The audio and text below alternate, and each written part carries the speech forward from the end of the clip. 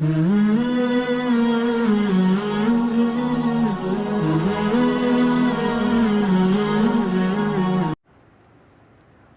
آپ نے سنا کہ انڈیا میں خودکشی ہوئی ہے، عائشہ نام کی لڑکی نے، جہیز کے مسائل، جہیز نہیں لا سکی تھی، یہ ہو گیا وہ ہو گیا. لوگ مجھے کہہ رہے ہیں جہیز کے خلاف بیان کریں آپ.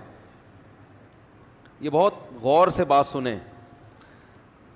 دیکھو جہیز کے خلاف بیان سے یہ مسئلہ حل نہیں ہوگا، یہ پائیدار حل نہیں ہے.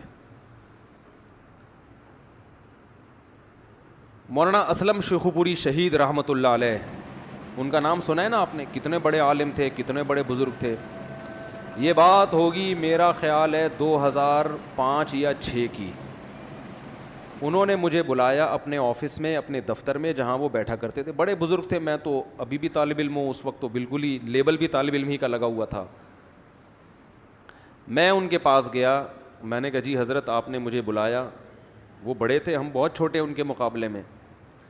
انہوں نے فرمایا کہ مولانا، اچھا ان کا درس قرآن.com کے نام سے درس پوری دنیا میں جا رہا تھا. 2006 کی بات ہوگی میرا خیال ہے. ابھی بھی گاڑیوں کے پیچھے لکھا ہوتا ہے www.darsequran.com. اللہ کرے یہ بات سمجھ میں آ جائے جو میں سمجھانا چاہ رہا ہوں، ہماری اس بہن کی سمجھ میں بھی آ جائے اور دوسری خواتین کی بھی اور آپ لوگوں کی بھی، جو میں سمجھانا چاہ رہا ہوں. حضرت مولانا اسلم شیخو پوری شہید رحمہ اللہ تعالی نے مجھے بلایا، فرمایا کہ مولانا آپ بھی پبلک میں بیان بہت کرتے ہیں. میرے بیان ہوتے تھے اس وقت بھی یوٹیوب پہ نہیں تھا میں، تو بہت بیان کرتے ہیں، تو ایک تحریک میں چلا رہا ہوں، اس میں آپ میرا ساتھ دیں. میں نے عرض کیا جی حضرت فرمائیے، آپ ہمارے بڑے ہیں، بزرگ ہیں. فرمایا کہ اتنی کالز آتی ہیں لڑکیوں کے والدین کی، ہماری بیٹی کی شادی نہیں ہو رہی، ہماری بیٹی 45 سال کی ہو گئی، ہماری 50 سال کی ہو گئی، ہمارے ساتھ یہ مسئلہ، ہمارے بیٹی کو طلاق ہوئی ہے، دوبارہ شادی نہیں ہو رہی، وہ بیوہ ہو گئی جوانی میں، دوبارہ شادی نہیں ہو رہی. ابھی نکاح ہوا تھا، 2 دن بعد لڑکے کا بائک پہ ایکسیڈنٹ ہوا، 2 دن کی دلہن جو بیوہ ہو گئی، بالکل ینگ، 22-23 سال عمر، اور 10 سال ہو گئے وہ ایسی کی ایسی بیٹھی ہے. بڑے مسائل ہیں. تو مجھے کہنے لگے مولانا آپ ایک مہم میں میرا ساتھ دیں. میں نے کہا جی کیا مہم ہے؟ انہوں نے کہا یہ جو جہیز ہے نا، جہیز، اس کی وجہ سے لڑکیوں کی شادیاں نہیں ہو رہی، تو آپ اپنے بیانات میں جہیز کے خلاف مہم چلائیں. کیا چلائیں؟ اور فرمایا میں نے احیاء سنت کے نام سے ایک ادارہ کھول لیا ہے جس کا کام ہوگا کہ جہیز کے بغیر جو لوگ لڑکیوں سے شادی کرنا چاہتے ہیں وہ اس ادارے سے رابطہ کریں. اور میں بھی اپنے بیانات میں جہیز کے خلاف مہم چلاؤں گا تاکہ دھڑا دھڑ شادیاں ہونا شروع ہو جائیں. دے مار 4.5، یہ تو میرے الفاظ ہیں، دے مار 4.5. ادھر رشتہ آیا، ادھر لڑکی، لے بھائی لے بھائی، ادھر آیا ہٹو بچوں. کیونکہ اتنے لوگ بیان جب ہمارے سن کے داڑیاں رکھ سکتے ہیں، شراب سے توبہ کر سکتے ہیں، زنا سے توبہ کر سکتے ہیں، تو جہیز سے توبہ نہیں کر سکتے؟ سمجھ میں آ رہی ہے بات؟ میں نے عرض کیا، میں نے کہا حضرت عرض یہ ہے کہ یہ مہم کامیاب نہیں ہوگی، اور یہ جہیز کے خلاف آپ جتنی بھی مہم چلائیں گے، اللہ کرے میرا یہ بیان انڈیا میں بھی چلے، اور جو لوگ جہیز کے خلاف تقریریں کر رہے ہیں نا بہت زیادہ، اللہ کرے وہ یہ میری باتیں سن لیں. میں نے حضرت سے عرض کیا، میں نے کہا ٹھیک ہے جہیز کے خلاف تو میں ویسے بھی بیان کرتا ہوں، آپ بھی کریں، ہم سب مل کے کریں گے، لیکن اصل مسئلہ یہ نہیں ہے. جہیز بھی کسی اور چیز کی پیداوار ہے، کوئی اور غلط کام ہو رہا ہے جس کے نتیجے میں مارکیٹ میں جہیز آیا ہے. وہ غلط کام ختم کریں گے، جہیز مارکیٹ سے کیا ہو جائے گا؟ بولو، خود بخود شارٹ ہو جائے گا. دیکھو ایک گٹر کھلا ہوا ہے کسی کے گھر کے باہر، وہاں مچھر آ کے بیٹھتے ہیں، اور گھر والوں کو ملیریا ہو رہا ہے، محلے والوں کو. آپ ملیریا کے پیچھے پڑے ہوئے ہو ہاتھ دھو کے. ملیریا تو ہوتا رہے گا جب تک گٹر کھلا ہوا ہے اور مچھر وہاں پہ پل رہے ہیں. عقل مند آدمی سب سے پہلے گٹر کا ڈھکن لگانے کی کوشش کرے گا، جو کہ کراچی میں نہیں ہے. کراچی میں گٹر میں ڈھکن، کل میں کہیں بیان کر رہا تھا، لونڈے لپاڑے چھڑے چھاٹ گٹروں کے ڈھکنوں پہ بیٹھ کے ٹائم پاس کیا کرتے تھے. اب گورنمنٹ نے وہ سہولت بھی کیا کر دی ہے، ختم. گٹروں سے ڈھکن ہی غائب ہے، بیٹھیں کہاں پہ، ڈائریکٹ گٹر میں گر جاتے ہیں اگر وہ بیٹھیں گے. تو وہ آوارہ لڑکے پھر موبائل اسنیچنگ میں اور ان چیزوں میں لگے ہوئے. پہلے کم از کم ٹک کے کہیں بیٹھ تو جاتے تھے، کرسیاں ڈال کے تھوڑی بیٹھیں گے یہ آوارہ لڑکے. تو گٹروں کے ڈھکن بھی ان کی بہترین جگہ تھی. اب گورنمنٹ نے کراچی میں گٹروں کے ڈھکن بھی کیا کر دیے، ختم.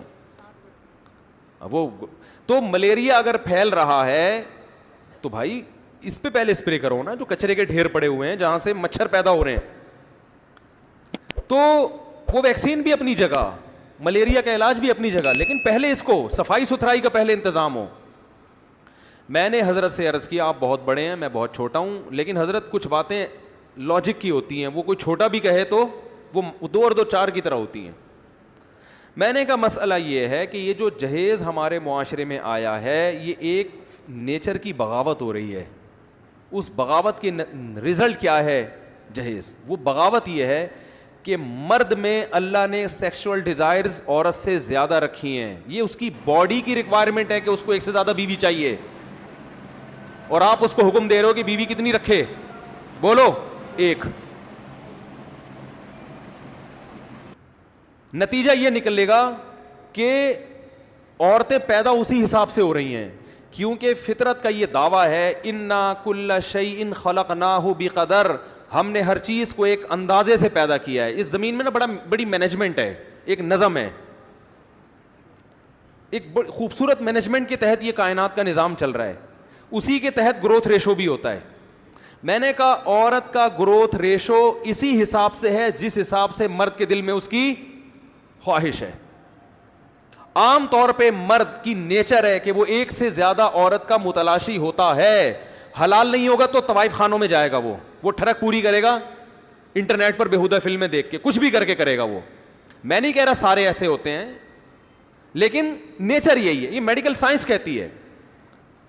اسلام دین فطرت ہے, وہ نیچر کا دوسرا نام ہے. قرآن کہہ رہا ہے فطرت اللہ التی فطر الناس علیہا, یہ وہ فطرت ہے جس پر میں نے لوگوں کو پیدا کیا. قرآن کا یہ دعویٰ ہے کہ اسلام کیا ہے, بولو نا, وہ نیچر ہی کا دوسرا نام ہے.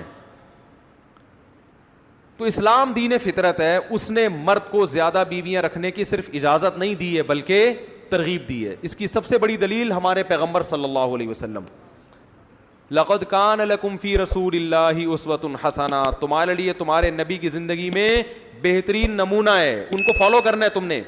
ہمارے نبی نے خوراک میں قلت اختیار کی ہے, آپ نے کھایا بہت کم ہے, اور ہم پھوڑتے ڈبل ہیں. کھانے کے بعد میٹھا بھی کھاتے ہیں, حالانکہ کھانے کے بعد میٹھا کھانا سنت نہیں ہے. ہم پھوڑتے ڈبل ہیں, ہم سارا دن جگالی کرتے ہیں, حالانکہ ہمارے نبی نے بہت کم ہفتے میں 2 روزے آپ کا معمول تھا, ہم نہیں رکھتے. آپ صلی اللہ علیہ وسلم نے دنیا میں قناعت اختیار کی, مگر نکاح کے معاملے میں آپ نے قناعت نہیں کی, زیادہ بیویاں رکھی ہیں. صحابہ میں جتنے بڑے بڑے صحابہ گزرے ہیں جن کا دنیا سے بے رغبتی مشہور تھی, ان کی بیویوں کی تعداد اتنی زیادہ تھی.